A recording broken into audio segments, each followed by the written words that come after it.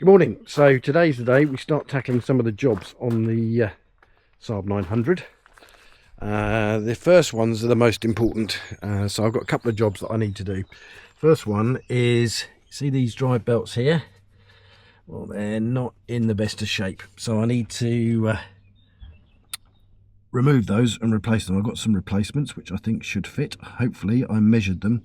So to do that, I've got to loosen off this bolt here, and then hopefully that will just allow me to move the alternator in. But before I do that, there's another drive belt down here which also needs replacing. That's the power steering one. And again, I think it's relatively straightforward. He says, famous last words. I think if I just release or slacken off this bolt here on this joint here, then that will move the power steering pump, and I'm able to move it. Then the next job I've got to do is to replace this coolant sensor here, because the coolant gauge at the moment shows constantly cold. And what I have done is, if I take this off, take the cable off, and I earth the cable, he says, famous last words, bear with. Here is just to earth it against the thermostat housing, and when I turn the ignition on now, what should happen is the temperature gauge should go all the way up, which it doesn't. So let's try that again. If I can earth that somewhere,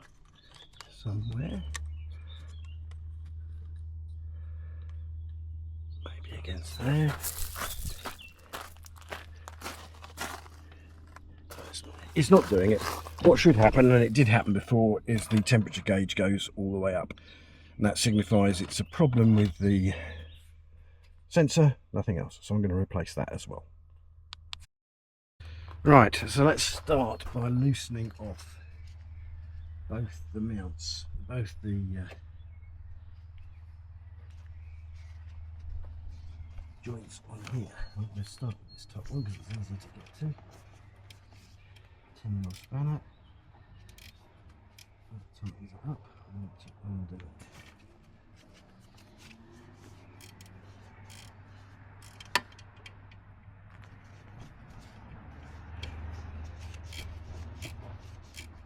Actually, that is tightening it up now.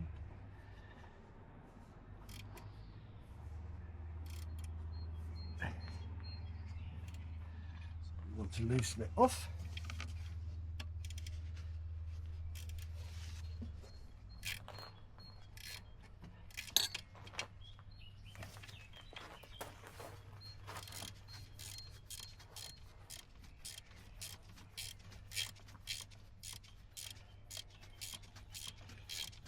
Right.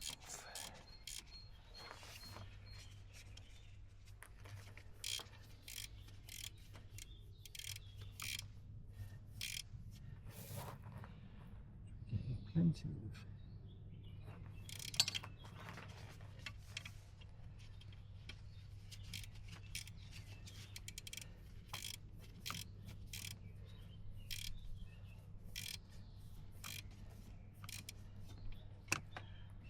that. Loosens that off. I don't know if we need to loosen the big bolt as well. Maybe we do. 15mm spanner.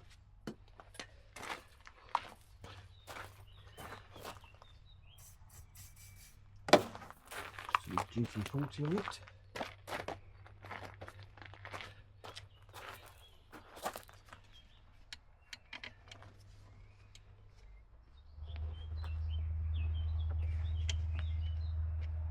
No, it's not.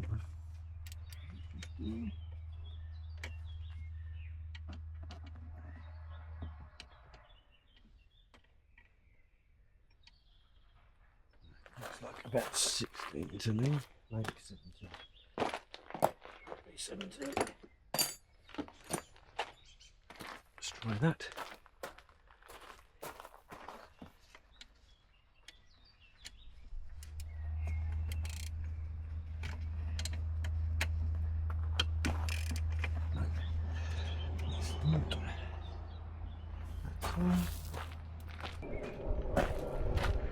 Well, size I don't have a 16mm spanner, but I do have a 16mm socket.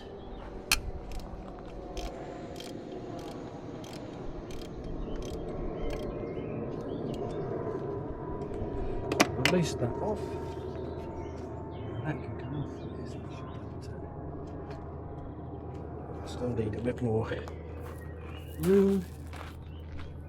Should be able to get these strike bolts off here.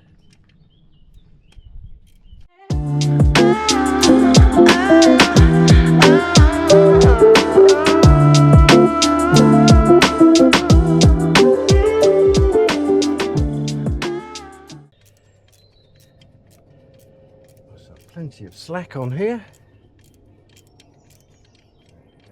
Should be enough. And not really. There we go. This is enough to get the bright belts off. Right. So that's that side. Now I need to do the other side. This one's a bit harder to see.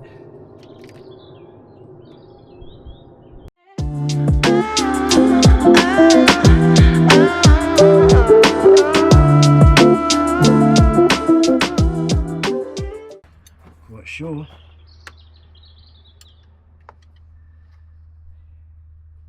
It's not 12, that makes it a 13, I think. Let's see. Yeah, that one is a 13.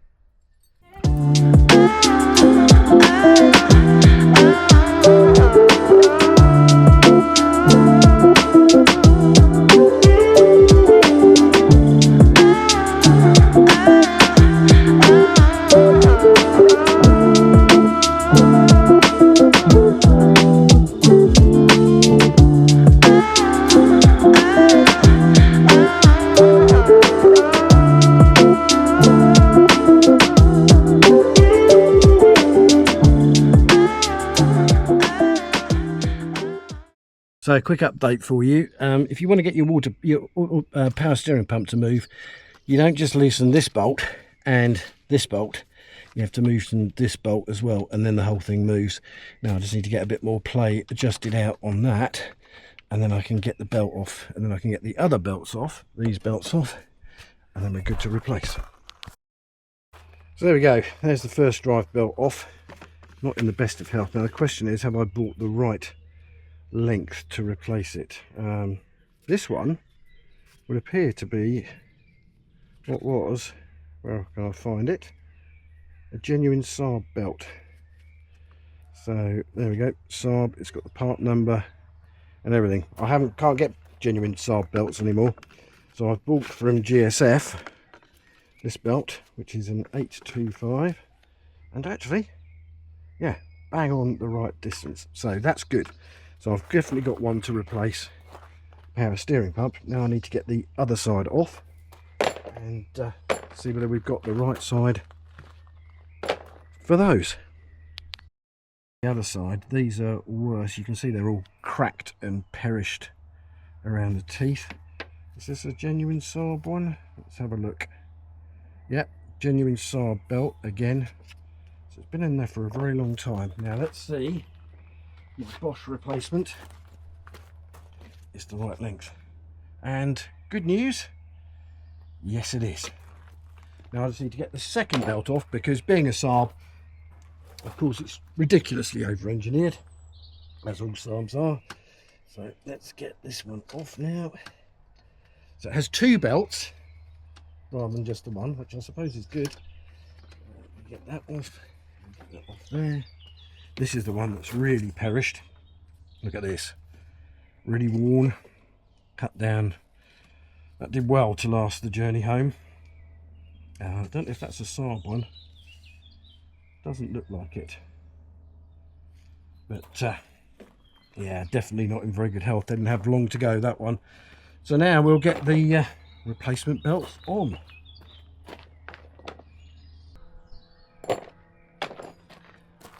We'll have a 970 belt to get that over the bottom of here.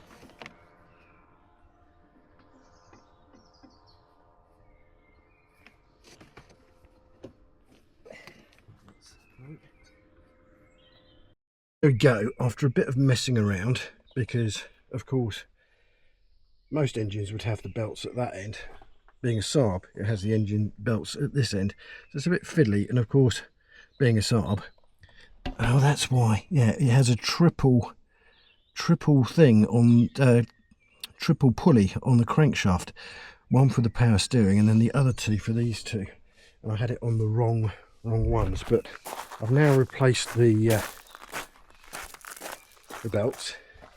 They're tensioned up using the tensioners that Saab kindly provide. None of this just lever the alternator away and then just tighten it up. Oh no, this is a Saab, so they have proper tensioners, as you can see down here. So that's that job done. Now I've just got to see if I can get the coolant sensor out. That was a bit easier. That's the old coolant sensor. It does look a bit tired, it must be said. Got that out.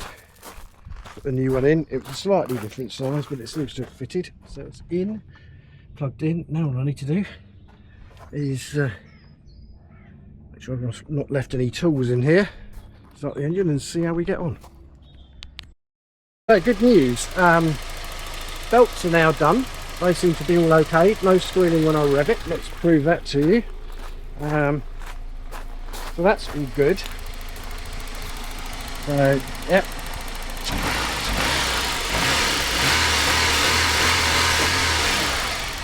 All good. And replaced the coolant sensor. Doesn't seem to be leaking, which is good, out the front there. And even better news,